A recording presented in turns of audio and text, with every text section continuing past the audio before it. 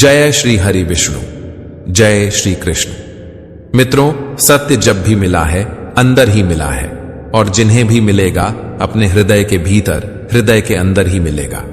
नमस्कार प्यारे मित्रों, आपका एक बार फिर से स्वागत है हमारे चैनल अकेला गुमशुदा इंसान पर, जहां आप सुन रहे हैं पवित्र कार्तिक मास में भगवत गीता का महात्म्य।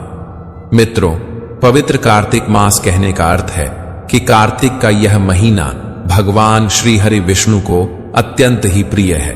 पद्म पुराण में वर्णन है कि भगवान विष्णु 4 मास तक योग निद्रा में रहते हैं।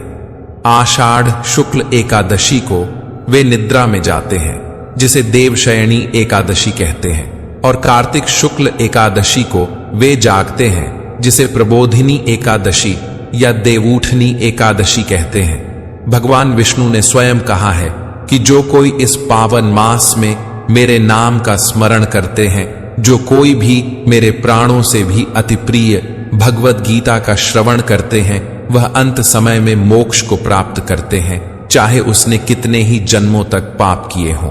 मित्रों, भगवान विष्णु की इन्हीं बातों से प्रेरित होकर हम लोग अब तक भगवत गीता का 5 अध्याय सुन चुके हैं, और आज हम आपके लिए लेकर आए हैं भगवत गीता का अध्याय 6, जिसमें हम यह जानेंगे कि एक योगी क्या होता है और योगी कैसे बनते हैं। साथ ही साथ हम यह भी जानेंगे कि क्या होगा अगर आपने इस जीवन में बहुत मेहनत की, लेकिन मृत्यु होने से पहले आपका सपना पूरा नहीं हो सका। तो चलिए मित्रों, सुनते हैं भगवत गीता का अध्याय 6।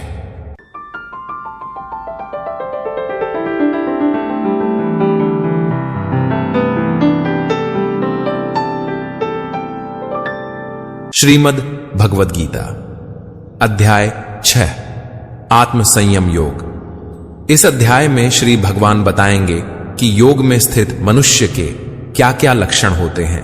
यहां योग का मतलब है परम पिता परमेश्वर को प्राप्त करने के लिए किया जाने वाला कर्म। श्री भगवान कहते हैं, जो मनुष्य बिना किसी फल की इच्छा से अपना कर्तव्य समझकर कार्य करता है, वही सन्यासी है और वही योगी है। असली सन्यासी या योगी वो नहीं जो दुनिया को छोड़कर ये कहता है कि दुनिया के काम उसके लिए नहीं है। असली योगी वो है जो अपना निर्धारित कर्म, अपना कर्तव्य निभाता है। हे पांडुपुत्र, जिसे सन्यास कहते हैं उसे ही तू योग समझ, क्योंकि इंद्रिय सुख की इच्छा का त्याग किए बिना कभी भी कोई मनुष्य योग अर्थात परमात्मा को प्राप्त नहीं हो सकता है। जो योगी होता है वह हमेशा अपने मन को वश में रखता है और निष्काम भाव से कर्म करते हुए वह सभी सांसारिक इच्छाओं का त्याग कर देता है। जब मनुष्य सभी सांसारिक इच्छाओं का त्याग करके न तो शारीरिक सुख के लिए कार्य करता है और न ही फल की इच्छा से कार्य में प्रवृत्त होता है, उस समय वह मनुष्य योग में स्थित कहलाता है। मनुष्य को चाहिए कि वह अपने मन के द्वारा खुद को इस जन्म मृत्यु रूपी बंधन से उद्धार करने का प्रयत्न करे और अपने को निम्न योनि में न गिरने दे, क्योंकि यह मन ही जीवात्मा का मित्र है और यही जीवात्मा का शत्रु भी है। जो मनुष्य मन को वश में कर लेता है, उसका वह मन ही परम मित्र बन जाता है, लेकिन जो मनुष्य मन को वश में नहीं कर पाता है, उसके लिए वह मन ही परम शत्रु के समान होता है। जिसने मन को वश में कर लिया है, उसको परम शांति स्वरूप परमात्मा पूर्ण रूप से प्राप्त हो जाता है। उस मनुष्य के लिए सर्दी गर्मी, सुख दुख और मान अपमान एक समान होते हैं। ऐसा मनुष्य स्थिर चित्त वाला और इंद्रियों को वश में करके परमात्मा के ज्ञान द्वारा परमात्मा को प्राप्त करके पूर्ण रूप से संतुष्ट रहता है। ऐसे परमात्मा को प्राप्त हुए मनुष्य के लिए मिट्टी, पत्थर और सोना एक समान होते हैं। ऐसा मनुष्य स्वभाव से सभी का हित चाहने वाला, मित्रों और शत्रुओं में, तटस्थों और मध्यस्थों में, शुभ चिंतकों और ईर्ष्यालुओं में, पुण्य आत्माओं और पाप आत्माओं में भी एक समान भाव रखने वाला होता है। ऐसा मनुष्य निरंतर मन सहित शरीर से किसी भी वस्तु के प्रति आकर्षित हुए बिना तथा किसी भी वस्तु का संग्रह किए बिना परमात्मा के ध्यान में एक ही भाव से स्थित रहने वाला होता है। योग के अभ्यास के लिए मनुष्य को एकांत स्थान में, पवित्र भूमि में, न तो बहुत ऊंचा और न ही बहुत नीचा, कुशा के आसन पर मुलायम वस्त्र या मृगछाला बिछाकर उस पर दृढ़तापूर्वक बैठकर मन को एक बिंदु पर स्थित करके चित्त और इंद्रियों की क्रियाओं को वश में रखते हुए अंतःकरण की शुद्धि के लिए योग का अभ्यास करना चाहिए। योग के अभ्यास के लिए मनुष्य को अपने शरीर, गर्दन तथा सिर को अचल और स्थिर रखकर नासिका के आगे के सिरे पर दृष्टि स्थित करना चाहिए तथा इधर उधर अन्य दिशाओं को न देखते हुए बिना किसी भय से इंद्रिय विषयों से मुक्त होकर मन को भली भांति शांत करके मुझे अपना लक्ष्य बनाकर और मेरे ही आश्रय होकर अपने मन को मुझ में स्थिर करके मनुष्य को अपने हृदय में मेरा ही चिंतन करना चाहिए। इस प्रकार निरंतर शरीर द्वारा अभ्यास करके मन को परमात्मा स्वरूप में स्थिर करके परम शांति को प्राप्त हुआ योग में स्थित मनुष्य ही सभी सांसारिक बंधन से मुक्त होकर मेरे परम धाम को प्राप्त कर पाता है। हे अर्जुन, योग में स्थित मनुष्य को न तो अधिक भोजन करना चाहिए और न ही कम भोजन करना चाहिए, न ही अधिक सोना चाहिए और न ही सदा जागते रहना चाहिए। नियमित भोजन करने वाला, नियमित चलने वाला, नियमित जीवन निर्वाह के लिए कार्य करने वाला और नियमित सोने वाला योग में स्थित मनुष्य सभी सांसारिक कष्टों से मुक्त हो जाता है। योग में स्थित मनुष्य का मन योग के अभ्यास द्वारा जब आत्मा में स्थित परमात्मा में ही विलीन हो जाता है, तब वह सभी प्रकार की सांसारिक इच्छाओं से मुक्त हो जाता है। उस समय वह पूर्ण रूप से योग में स्थिर कहा जाता है। उदाहरण के लिए, जिस प्रकार बिना हवा वाले स्थान में दीपक की लौ बिना इधर उधर हुए स्थिर रहती है, उसी प्रकार योग में स्थित मनुष्य का मन निरंतर आत्मा में स्थित परमात्मा में ही स्थिर रहता है। योग के अभ्यास द्वारा जिस अवस्था में सभी प्रकार की मानसिक गतिविधियां रुक जाती हैं, उस समाधि रूपी अवस्था में मनुष्य अपनी ही आत्मा में परमात्मा को साक्षात्कार करके अपनी ही आत्मा में पूर्ण संतुष्ट रहता है। तब वह अपनी शुद्ध चेतना द्वारा प्राप्त करने योग्य परम आनंद को शरीर से अलग जानता है और उस अवस्था में परम तत्व परमात्मा में स्थित वह योगी कभी भी विचलित नहीं होता है। परमात्मा को प्राप्त करके वह योग में स्थित मनुष्य परम आनंद को प्राप्त होकर यही समझता है कि इससे अधिक अन्य कोई भी सुख नहीं है तथा भारी से भारी दुख में भी वह विचलित नहीं होता है। हे अर्जुन, मनुष्य को चाहिए कि दृढ़ विश्वास के साथ योग का अभ्यास करते हुए सभी सांसारिक संसर्ग से उत्पन्न दुखों से बिना विचलित हुए योग समाधि में स्थित रहकर कार्य करे।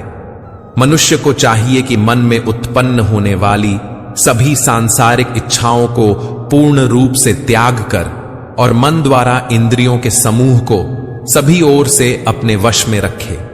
मनुष्य को चाहिए कि मन को आत्मा में स्थित करके परमात्मा के चिंतन के अलावा अन्य किसी वस्तु का चिंतन न करे। मनुष्य को चाहिए कि स्वभाव से स्थिर न रहने वाला और सदा चंचल रहने वाला यह मन जहां जहां भी प्रकृति में जाए वहां वहां से खींचकर अपनी आत्मा में ही स्थिर करे। योग में स्थित मनुष्य का मन जब परमात्मा में एक ही भाव में स्थिर रहता है और जिसकी रजोगुण से उत्पन्न होने वाली सभी कामनाएं भली प्रकार से शांत हो चुकी हैं, ऐसा योगी सभी पाप कर्मों से मुक्त होकर परम आनंद को प्राप्त करता है। इस प्रकार योग में स्थित मनुष्य निरंतर योग अभ्यास द्वारा सभी प्रकार के पापों से मुक्त होकर सुखपूर्वक परब्रह्म से एक ही भाव में स्थिर रहकर दिव्य प्रेम स्वरूप परम आनंद को प्राप्त करता है। योग में स्थित मनुष्य सभी प्राणियों में एक ही आत्मा का प्रसार देखता है और सभी प्राणियों को उस एक ही परमात्मा में स्थित देखता है। ऐसा योगी सभी को एक समान भाव से देखने वाला होता है। जो मनुष्य सभी प्राणियों में मुझ परमात्मा को ही देखता है और सभी प्राणियों को मुझ परमात्मा में ही देखता है, उसके लिए मैं कभी अदृश्य नहीं होता हूं। और वह मेरे लिए कभी अदृश्य नहीं होता है। योग में स्थित जो मनुष्य सभी प्राणियों के हृदय में मुझको स्थित देखता है और भक्ति भाव में स्थित होकर मेरा ही स्मरण करता है, वह योगी सभी प्रकार से सदैव मुझ में ही स्थित रहता है। हे अर्जुन, योग में स्थित जो मनुष्य अपने ही समान सभी प्राणियों को देखता है, सभी प्राणियों के सुख और दुख को भी एक समान रूप से देखता है, उसी को परम पूर्ण योगी समझना चाहिए। अर्जुन ने कहा, हे मधुसूदन, यह योग की विधि जिसके द्वारा समत्व भाव दृष्टि मिलती है, जिसका कि आपके द्वारा वर्णन किया गया है, मन के चंचलता के कारण मैं इस स्थिति में स्वयं को अधिक समय तक स्थिर नहीं देखता हूं। हे कृष्ण, क्योंकि यह मन निश्चय ही बड़ा चंचल है, बड़ा ही हठी तथा बलवान है, मुझे इस मन को वश में करना वायु को वश में करने के समान अत्यंत कठिन लगता है। तब श्री भगवान ने कहा, हे कुंती पुत्र, इसमें कोई संशय नहीं है कि चंचल मन को वश में करना अत्यंत कठिन है, किंतु इसे सभी सांसारिक कामनाओं को त्याग कर और निरंतर अभ्यास द्वारा वश में किया जा सकता है। जो मनुष्य मन को वश में नहीं कर पाता है, ऐसे मनुष्य के लिए परमात्मा की प्राप्ति असंभव है। लेकिन हे अर्जुन, मन को वश में करने वाले प्रयत्नशील मनुष्य को परमात्मा की प्राप्ति आसानी से हो जाती है, ऐसा मेरा मानना है। अर्जुन ने पूछा, हे कृष्ण, प्रारंभ में श्रद्धा पूर्वक योग में स्थिर रहने वाला, किंतु बाद में योग से विचलित मन वाला असफल मनुष्य परम सिद्ध को न प्राप्त करके किस लक्ष्य को प्राप्त करता है? हे प्रभु, परमात्मा की प्राप्ति के मार्ग से विचलित हुआ मनुष्य, जो कि न तो सांसारिक भोग को ही भोग पाया और न ही आपको प्राप्त कर सका, ऐसा मोह से ग्रसित मनुष्य क्या छिन्न भिन्न बादल की तरह दोनों ओर से नष्ट तो नहीं हो जाता है? हे श्री कृष्ण, मैं आपसे प्रार्थना करता हूं कि मेरे इस संशय को संपूर्ण रूप से दूर करें, क्योंकि हे प्रभु, आपके अतिरिक्त अन्य कोई भी इस संशय को दूर करने वाला मिलना संभव नहीं है। तब श्री भगवान ने कहा, हे पृथा पुत्र, उस असफल योगी का न तो इस जन्म में और न अगले जन्म में ही विनाश होता है, क्योंकि हे प्रिय मित्र, परम कल्याणकारी नियत कर्म करने वाला कभी भी दुर्गति को प्राप्त नहीं होता है। योग में असफल हुआ मनुष्य स्वर्ग आदि उत्तम लोकों को प्राप्त होकर उनमें अनेकों वर्षों तक जिन इच्छाओं के कारण योग भ्रष्ट हुआ था, उन इच्छाओं को भोग करके फिर संपन्न सदाचारी मनुष्यों के परिवार में जन्म लेता है, अथवा उत्तम लोकों में न जाकर स्थिर बुद्धि वाले विद्वान योगियों के परिवार में जन्म लेता है। किंतु इस संसार में इस प्रकार का जन्म निसंदेह अत्यंत दुर्लभ है। हे अर्जुन, ऐसा जन्म प्राप्त करके वहां उसे पूर्व जन्म के योग संस्कार पुण्य प्राप्त हो जाते हैं और उन संस्कारों के प्रभाव से वह परमात्मा प्राप्ति रूपी परम सिद्ध की प्राप्ति का फिर से प्रयत्न करता है। पूर्व जन्म के अभ्यास के कारण वह निश्चित रूप से परमात्मा प्राप्ति की ओर स्वतः ही आकर्षित हो जाता है। ऐसा जिज्ञासु योगी शास्त्रों के अनुष्ठानों का उल्लंघन करके योग में स्थित हो जाता है। ऐसा योगी समस्त पाप कर्मों से शुद्ध होकर अनेक जन्मों के कठिन अभ्यास से इस जन्म में प्रयत्न करते हुए परम सिद्ध को प्राप्त करने के पश्चात परम गति को प्राप्त करता है। हे अर्जुन, तपस्वियों से योगी श्रेष्ठ है, शास्त्र ज्ञानियों से भी योगी श्रेष्ठ माना जाता है और सकाम कर्म करने वालों की अपेक्षा भी योगी श्रेष्ठ है। इसलिए हे अर्जुन, तू योगी बन। सभी प्रकार के योगियों में से जो पूर्ण श्रद्धा सहित संपूर्ण रूप से मेरे आश्रित हुए अपने अंतकरण से मुझको निरंतर स्मरण करता है, ऐसा योगी मेरे द्वारा परम योगी माना जाता है।